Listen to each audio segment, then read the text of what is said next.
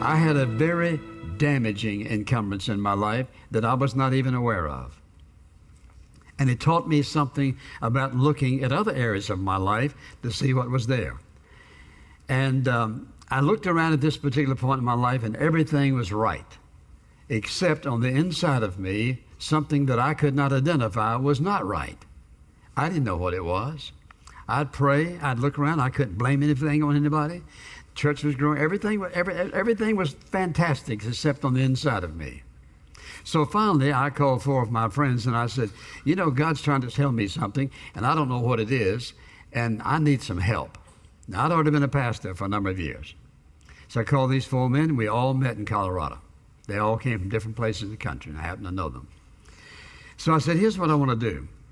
I don't know what God is trying to say to me, but I've got to find out. So here's what I'd like to do. I would like to tell you everything that I know about me, good, bad, and indifferent. I'd like for you to listen, and then whatever you four men agree, because they were godly men, whatever you four men agree I should do, that's what I'll do. They said, okay.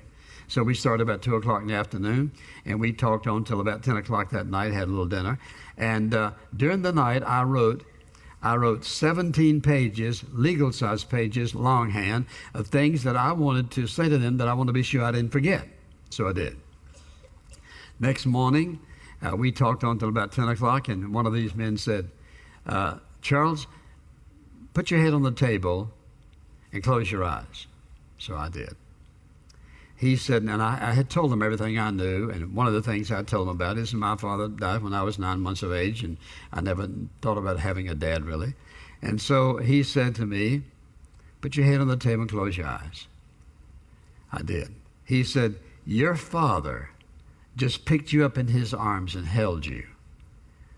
What do you feel?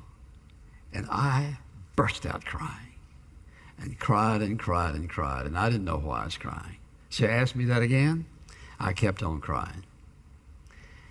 Finally, when I finished crying, he said to me, he said, what did you feel?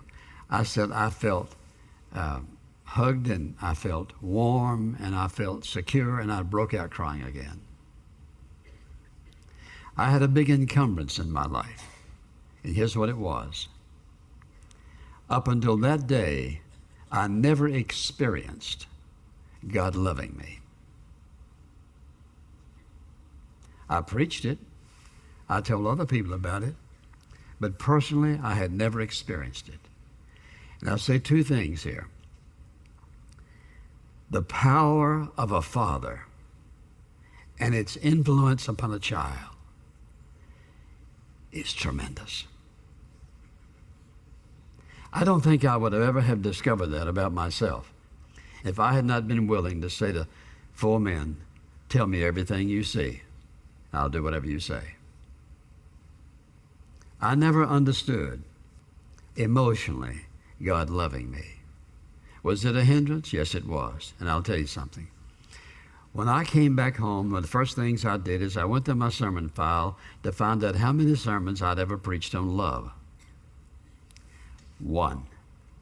Hundreds and hundreds and hundreds and hundreds and hundreds, only one. I looked at my outline and I thought, that wasn't even worth listening to because it was so shallow. You know why? Because I wasn't experiencing what I was talking about. And I'm telling you all that to say this. That day, that morning, changed my whole life, changed the ministry, changed everything I felt about the Christian life, because all of a sudden, God just stripped me of something that had been a part of my life all those years. Now, I could have gone back and said, God, why'd you take my father? But that wasn't the issue. The issue was his absence. Listen carefully, Daddy, before you walk out on your family. My father's absence by death, it wouldn't have made any difference what the reason was, by death, left me with this gaping hole in my emotional being that left me damaged until that day when I understood that God loved me unconditionally And for the first time in my life, I experienced it. You think walking away from your family is nobody's business but yours? Oh, yes, it is. There are millions of kids today who are suffering and who have an encumbrance upon them that you, Father, don't think you had any responsibility for. Yes, you do. You will pay a price for that sin of walking away from your children to do your own thing.